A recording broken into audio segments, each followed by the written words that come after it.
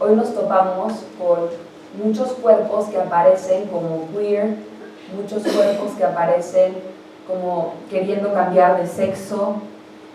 La noción del cuerpo hoy está cambiando y es importantísimo saber qué es lo que pasaba para investigaciones venideras también, porque por ejemplo, hoy en día, diferente que en todas las épocas, si uno enferma del corazón puede ponerse un catéter o le harán una operación, le pondrán unos marcapasos, ¿no? Y entonces podrá uno seguir viviendo. Entonces la visión de nuestro propio cuerpo y nuestra experiencia de la muerte cambia rotundamente. Y pensar este tipo de problemáticas en el momento en que llega un paciente a nuestro consultorio, ¿no? Pensar la transexualidad, pensar a un transgénero, pensar a una persona a quien le implantaron el riñón de una persona que murió, está íntimamente ligado con el problema de la diferencia de los sexos, porque es lo que configura la noción de cuerpo. Y lo que configura la noción de cuerpo en una época debe ser primero entendido para poder entender qué está sucediendo con el cuerpo hoy.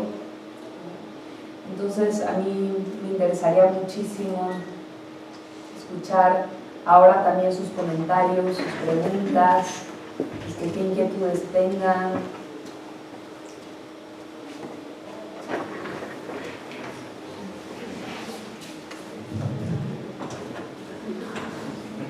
Levantando la mano para poder hacer preguntas, por favor.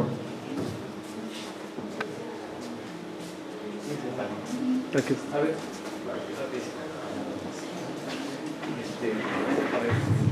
¿Sí se escucha? Sí, ¿verdad? Sí, te oímos. Muchas gracias. No, te agradezco que hayas venido a presentar un libro que me parece muy interesante y me quedo con la reflexión que haces al final, ¿no?, de estas preguntas de la nueva sexualidad con la que nos topamos el día de hoy, ¿no? Me parece que Freud se enfrenta a una sexualidad de una sociedad victoriana, ¿no?, que trae en sí misma como la censura, de la sexualidad. Y escuchándote un poco y reflexionando muy rápido, porque acabas de terminar, nos dijiste, nos topamos yo creo que con una sociedad líquida, ¿no?, lo que decía Cornelius Castoriadis en algún momento, en donde parece más importante los frascos, ¿cómo se dice?, los envases, más que el contenido, ¿no? Y entonces, haciendo una metáfora del cuerpo, yo creo que nos enfrentamos a un envase que no sé si lo que está dentro de ese envase, que es el cuerpo, hay algún contenido significativo, ¿no? Entonces, haciendo un poco la reflexión, justo lo que yo te quería preguntar, era, así a resumidas cuentas, ¿cuál sería como la perspectiva de este nuevo cuerpo posmoderno, de este nuevo cuerpo postfuturista, ¿no?, que ya no es una histeria victoriana, censurada, ¿no?, que es lo que se encuentra Freud, ¿no?, sino que nos encontramos ahora nosotros justo en esta resignificación del cuerpo, ¿no? Entonces, bueno, así como queriendo reflexionar un poco, lo que yo te preguntaría, si se puede contestar. Sí, muchas gracias. No sé si se pueda contestar, porque justo ahorita hay muchísimas perspectivas acerca de teorías de corporeidad. Están trabajando, por ejemplo, Judith Butler, Beatriz Preciado, también Deleuze lo trabajó, Jacques Rancière. Creo que es indispensable que se trabaje dentro del psicoanálisis, pero te voy a dar mi postura, ¿no? Y justo a mí me interesa mucho qué sucede con el cuerpo hoy y me interesa mucho pensar qué es la diferencia de los sexos, porque justo la noción de diferencia en cualquier teoría de corporeidad hoy es lo que marca que exista un cuerpo o no. O sea, que exista un adentro psíquicamente y un afuera tiene que ver con la diferencia que marca la madre de ese cuerpo como un cuerpo diferente al de ella, al del mundo, al de un tercero que más adelante se introduce. Habrá personas que hablen de la cuestión de la no diferencia en una sociedad como hoy, en donde aparece esta cuestión líquida, donde las diferencias se diluyen, donde la vida pasa rápido, donde obtener una cita, ¿no? Caer enamorado, no es el mismo caer enamorado que en otra época, sino que tiene que ver con hacer un swipe, sí o no, como un catálogo. Yo opto justamente porque se tienen que retomar investigaciones serias y plasmarlas en papel, porque si algo estructura, ¿no?, desde Foucault a los cuerpos, es el saber. Para que existan cuerpos queer, por ejemplo, en toda la teoría queer, no se opta por la igualdad o sea, en la diferencia, por ejemplo, ser mujer es lo mismo que ser hombre, sino más bien en que podamos hoy asimilar un cuerpo diferente dentro de esta misma fluidez, dentro de lo líquido que aparece en la posmodernidad, cada cuerpo como un cuerpo profundamente diferente al otro. Un hombre ante un hombre no son hombres, sino un hombre profundamente diferente al hombre que está al lado.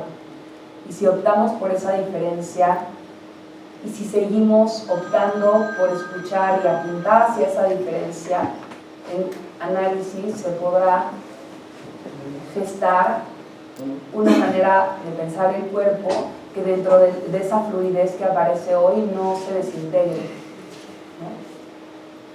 Porque hacia eso va el mundo y hacia eso va apuntar a la no diferencia, hacia la desaparición, ¿no? Y parte de la responsabilidad de un buen teórico es poder hacer diferencia, ¿no? Entonces, pues esa es mi respuesta. Tiene que ver con lo que estás preguntando, me desvié. No, está bien, está ¿Sí? bien. Sí, sí, sí. Es mi postura.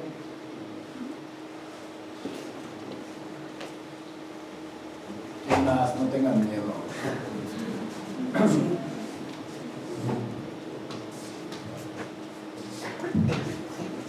Fernanda, ¿en qué librería encontramos este texto? Por ahora se ha agotado en México, pero lo pueden conseguir en mi tienda Nube. O sea, si ustedes se meten a la página de la librería Letra Viva, googlean Letra Viva, aparecerá, buscan que quiere una mujer y se puede pedir y se los envían a sus casas. Ahorita yo no sabía que venían tantos, estoy muy sorprendida, entonces traje 15 libros o 16 que están aquí a la venta. ¿Con un costo de cuánto? Con un costo de 150 pesos.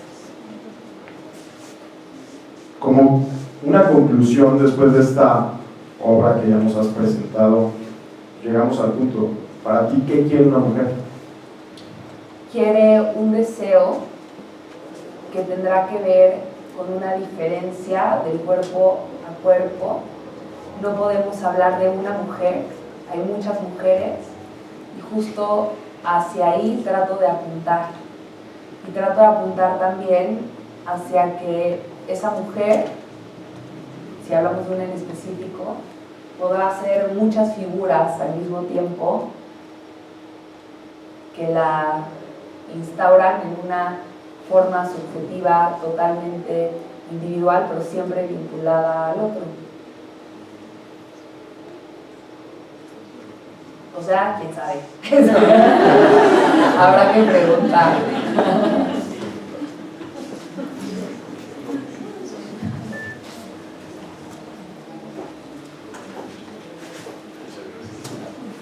Fernanda, buenas noches a todos. Yo no tengo nada que ver con la academia psicológica. De la psicología te puedo decir que tengo varios amigos muy queridos, pero a mí me llama la atención, como ajeno a todo este mundo de estudio de la psicología.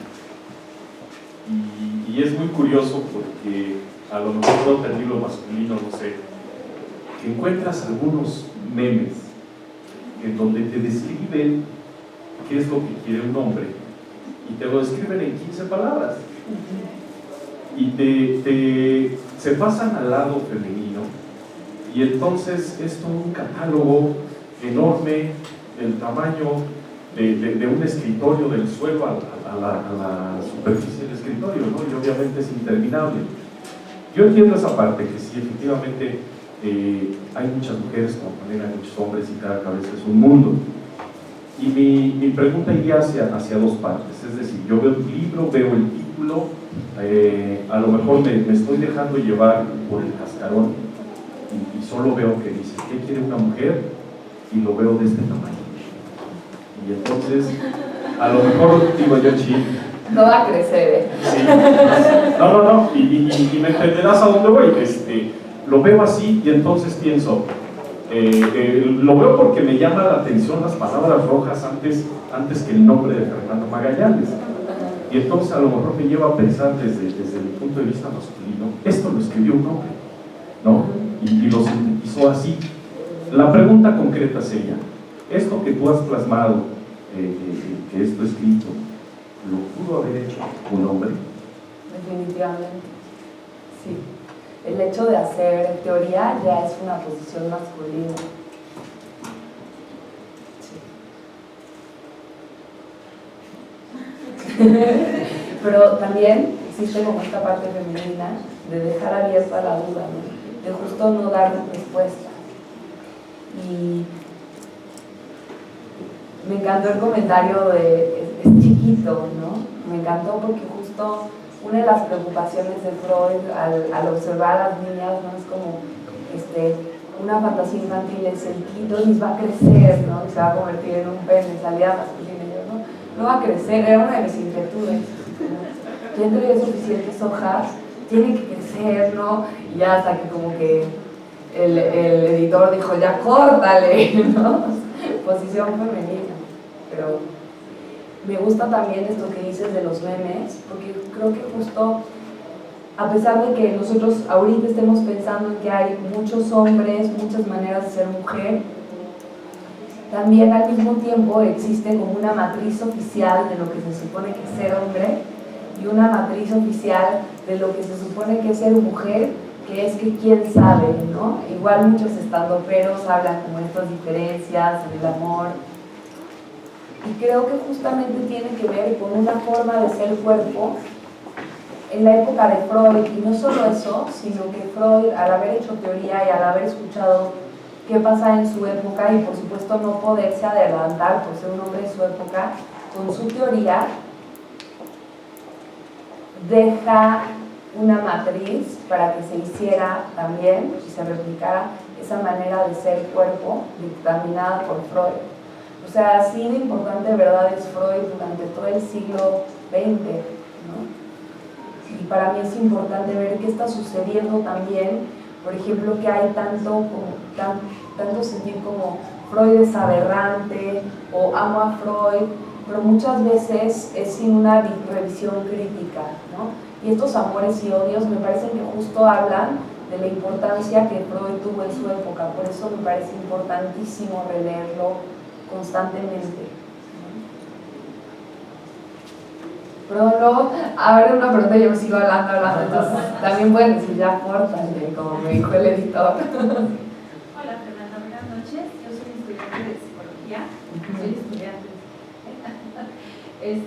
Me encanta tu posición femenina. Me gusta mucho, y a lo mejor no voy a hacer una pregunta precisamente de psicología, sino en tu posición. Creo que desde Freud siempre ha sido difícil ser mujer, y no es más fácil hoy. Hoy creo que también es el reto, precisamente por eso, porque nos encontramos en cuerpos, en mujeres que también representan, no solamente son hijas, esposas, madres de familia, etc., sino también este género femenino está siendo muy sacudido, bueno, también en esta época, tanta diversidad, sobre todo, bueno, en nuestra generación, a lo mejor las más chavas se están encontrando muy light y muy padre, ¿no? Bueno, es mi percepción. Pero para ti, hoy, ¿qué retos encuentra la mujer? O sea, desde toda la historia. A mí sí, en lo personal sí me parecía Freud un tanto, no lo acabo de conocer, yo creo que nunca lo acabo de conocer a Freud, pero su postura a mí me parecía un poco dura hacia la mujer. No sé qué. Pues justo yo creo que en Freud, lejos de aparecer una postura dura para su época, aparece una figura central, ¿no? Como que en general nosotros pensamos que en la obra de Freud todo gira alrededor del falo, y de ahí se le ha tachado mucho de misógino. Pero justo si nosotros leemos Tótem y Tabú, toda la obra de Freud gira en torno a la mujer. O sea, ¿por qué pelean los hombres? ¿Por qué hay rivalidad? Por aquello desconocido a lo que Freud idealiza como la mujer y que tiene que ver con la cuestión de su época, de la femme fatale. O sea, yo no estoy muy segura de que fuera una época de profunda represión. Es una época donde aparece, por ejemplo, una cuestión donde es indispensable gozar, por ejemplo, de la prostitución. La noción de la femme fatale justo recobra esa importancia por eso.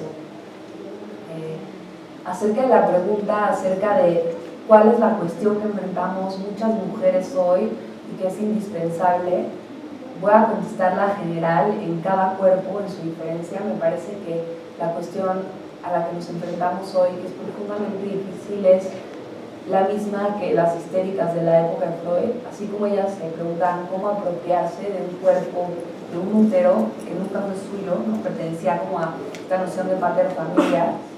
Hoy nos afrontamos a la noción de cómo apropiarnos de un cuerpo propio que todavía no ha sido construido, o cómo apropiarnos de una diferencia sexual radical, ¿no? Porque aparece mucha diversidad supuestamente, pero a la misma vez, al mismo tiempo, esa como diversificación en realidad diluye en la no diferencia, ¿no? Por ejemplo, todas estas palabras que usan, igualdad, equidad de género, ¿no? Diluyen la noción de diferencia.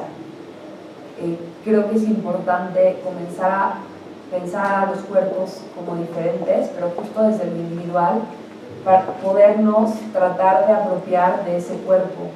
¿Y cómo se hace eso? Solo a través de la escritura, a través del trabajo de pensar. Cada vez más nos cuesta trabajo pensar porque todo nos es inmediato, ¿no? Si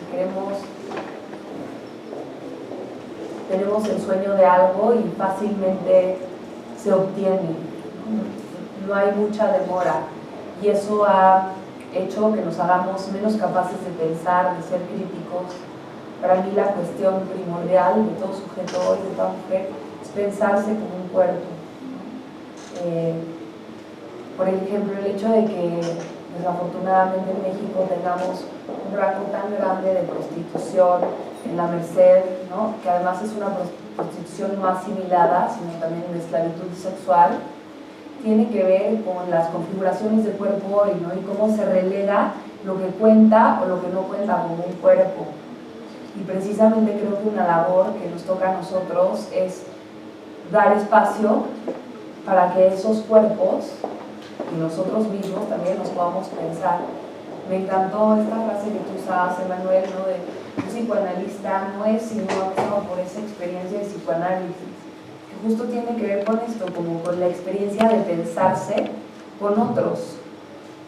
Sí, y creo que justo en ese sentido, desde el psicoanálisis, no hay como si las mujeres tienen más retos o los hombres tienen menos retos. Creo que es como es una postura desde otro lugar, porque los hombres enfrentamos igual un montón de retos en torno al cuerpo, al género, a lo que es el masculino. Si no eres el estereotipo masculino, entonces ya no entras dentro del rango de hombre. O sea, es como, podríamos hacernos las mismas preguntas, o sea, podríamos escribir un libro que sea cualquier nombre, ¿no? Se lo va a escribir Mateo. Próximamente. No, pero a lo que me refiero es que me parece que eso es lo rico del psicoanálisis, que es como encontrar qué quiere ese hombre que llega a tu consultorio con un sufrimiento, ¿no? Porque todos los que estamos acá, vayamos a análisis o no, estamos tratando de entender nuestro cuerpo, quiénes somos y cuál es nuestro deseo. Entonces, creo que eso da igual si eres hombre o mujer, transgénero, transexual, gay, bisexual, lesbiana.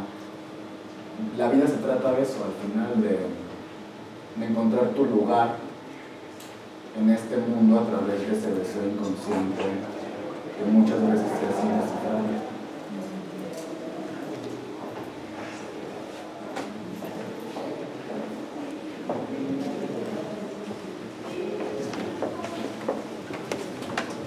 Hola, buenas noches. Mi nombre es Javier. Hay disney en los hombres. Sí. ¿Cómo analizaría una mujer a un hombre en un momento dado? Digamos que en la época de Freud, una mujer analizaría a un hombre. Pero en la época de Freud había muchos psicoanalistas, mujeres, había un montón de gente. ¿Cómo analizaría a una mujer, a un hombre, igual que a otra mujer? O sea, la posición de la escucha tiene que ver con la escucha de aquello que trae la persona frente a frente. Entonces, el cuerpo biológico no cambia en la manera de escuchar, ¿no? Perdón, para De hecho, si una mujer en un momento dado en la época de Freud pudiera haber analizado un hombre, por lo mismo, así como Freud analizaba a la mujer, ¿cómo se vería una mujer analizando a un hombre? En esa época, se hubiera podido. Por supuesto, y la época victoriana era, o sea, había una parte profundamente liberal. Muchas mujeres comienzan, muchos estudios, o sea, tenemos la idea de la época victoriana como profundamente conservadora, como por ejemplo Michel Foucault, justo, o sea, haciendo una revisión histórica, una genealogía del poder, da cuenta de cómo en esa época, al contrario, lo que sucede es que la sexualidad se vuelve central. Entonces, por ejemplo, tenemos el caso, a lo mejor te podría interesar, un caso de análisis de una mujer acerca de un hombre. Luego Andrea Salomé tiene un libro impresionante acerca de su amigo Nietzsche, ¿no? Y no es que lo haya tomado en análisis, sino que escribe de él, ¿no? O los casos de muchísimos niños, de Melanie Klein, infinidad de casos. Y acerca de la histeria masculina, sí, por supuesto, había casos de histeria masculina, pero sorprendentemente las Salpêtrière eran los menos retratados, ¿no? Con gran prioridad a esto como una aparición en el cuerpo de las mujeres. Vendía más. Y es que había más también.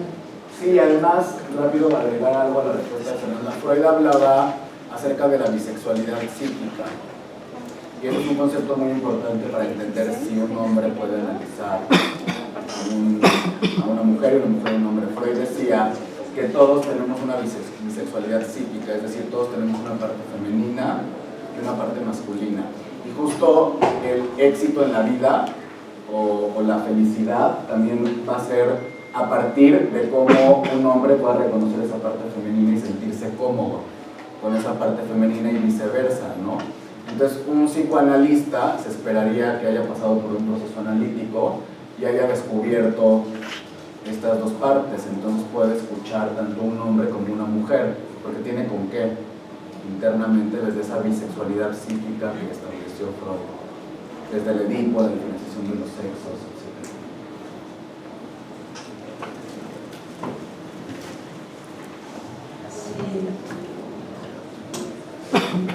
Sí, estamos más cerca.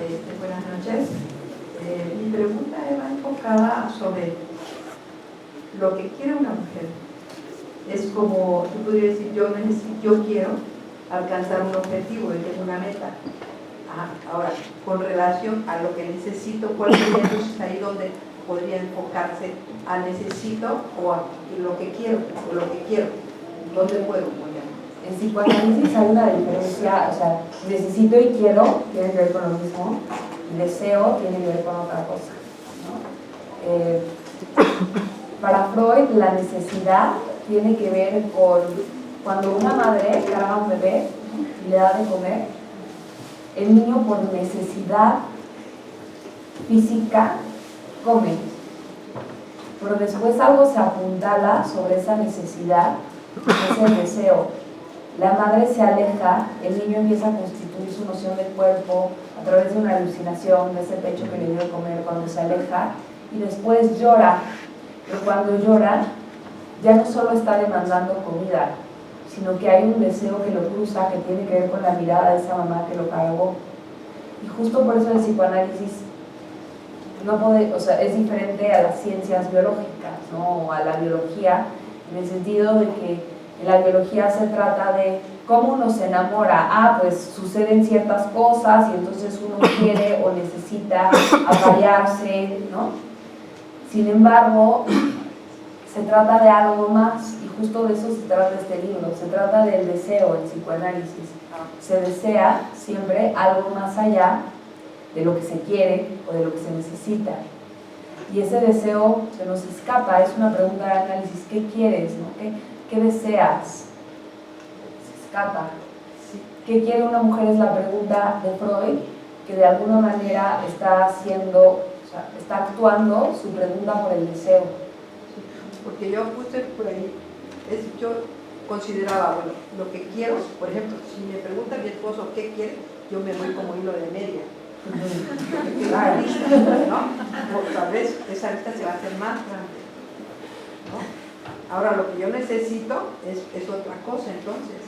Lo que yo necesito desde escuchar tal vez mi cuerpo, como dice, conectarme con él. Te voy a poner un ejemplo como que pone un lacaniano, que es maravilloso y que nos va a ayudar a entender esto. Por ejemplo, una mujer embarazada a las 3 de la mañana se despierta y le dice a su marido: se me antojaban unas papas con helado de McDonald's, ¿no? O sea, eso no es del ámbito de lo biológico, ¿no? Hay algo que lo sobrepasa. Quiero, ¿no? Quiero, de necesidad no tiene nada, no es que necesite comer. Es específico, ¿no? El quiero. No es físico, ¿no? Y ya tiene que ver con otra cosa. Pero ese quiero que está puesto en las papas significa otra cosa. Entonces hay maridos muy obedientes que a las 5 de la mañana se van hasta San Jerónimo para encontrar el McDonald's, llegar con las papas y el helado. Y resulta que la mujer le dice: ¿tanto te tardaste por este helado? ¿No?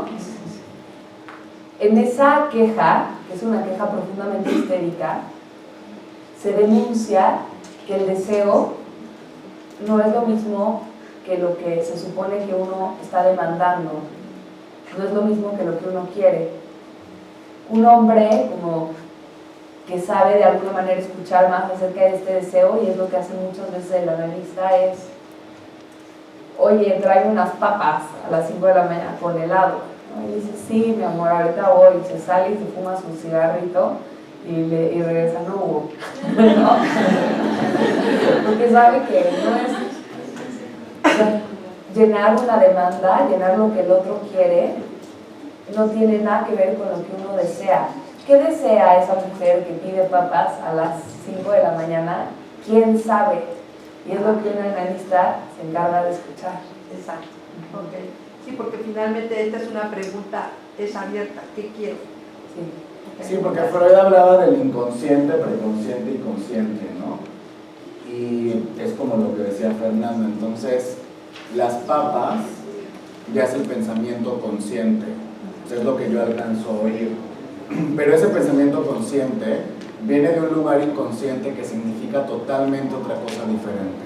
A lo mejor ese quiero unas papas, es decir, quiero sentirme más amada por ti, más cuidada, ¿no? O sea, puede ser un representante de muchas cosas. Y ahí es donde esta pregunta es, en la generalidad, porque es la pregunta de Freud, pues, ¿no? Se debe de llevar a lo individual, porque no es lo mismo lo que quiere una mujer a lo que quiere otra mujer. No va a ser para una embarazada lo mismo las papas, que a lo mejor tiene una connotación en torno a una mamá que se fue y nunca la llevó a McDonald's de niña, a una mujer que McDonald's le recuerda los momentos más felices de su infancia, con su mamá y su papá de la mano llevándola a McDonald's a disfrutar. Justo ese ese secreto que está en el inconsciente es lo que nos lleva a encontrar la verdad. Y al final el psicoanálisis de eso se trata, encontrar la verdad de cada uno de nosotros, duela lo que duela.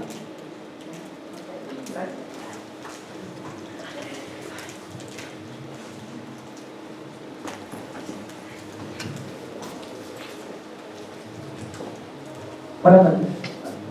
Fernanda, buenas noches. Tu libro más ligado al psicoanálisis, más que nada Freud y a Lacan, que son, me parece, los que se centran más en tu libro. Tengo una pregunta, todo gira en torno a tu libro, pero tú tienes una postura personal del libro, o sea, como tienes tu punto de vista final. Sí, y está incluido en el último capítulo, ¿verdad?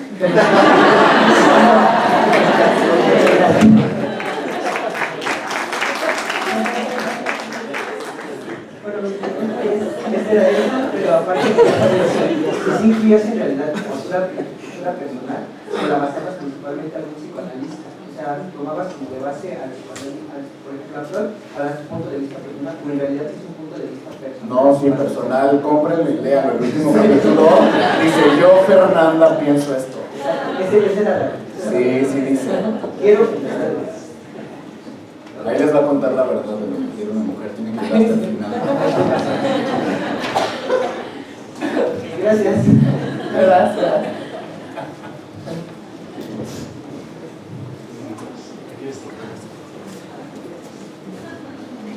Fernanda, buenas noches, doctor. El título, desde el punto de vista metapsicológico, resulta sumamente atractivo, obviamente. Llama, jala. Desde el punto de vista comercial o no metapsicológico, también llama. Evidentemente. Mi gran duda es por qué poner el título en rojo y si tiene que ver esto con el cuerpo femenino. No lo sé, porque la portada no me dejaron elegirla. Pero sí podríamos, no sé, podríamos pensar muchas cosas. Por ejemplo, me encanta que justo letra viva, ¿no? Está en rojo, sea lo mismo que quiere una mujer. De alguna manera como aquello en la vida que escapa a través de la escritura. No sé, eso es lo que yo pienso, pero no sé el editor cómo eligió la portada. Okay, sabiendo que no tuviste nada que ver, no hay más que ver.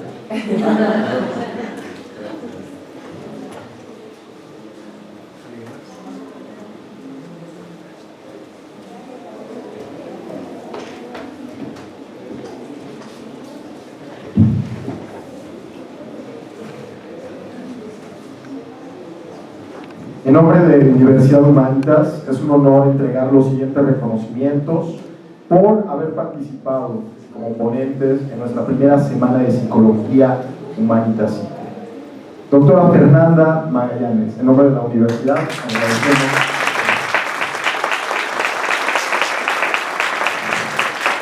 Maestro Emanuel Justo Raca, profesor.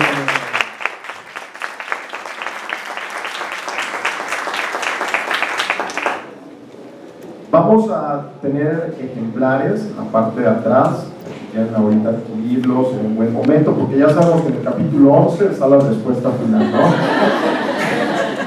Entonces, claro, también para alguna dedicatoria, alguna firma, si igual no venían preparados el día de hoy para adquirirlos, nos vamos a quedar también con algunos de ellos en la oficina de la doctora Marcela Solís, para que puedan ¿sale? Pero si quieren hacerlo de una vez, adelante. Allá atrás está mi compañera Sandra en la parte izquierda para poderlos atender. Digo, no tenemos cambio ni nada, entonces si quieren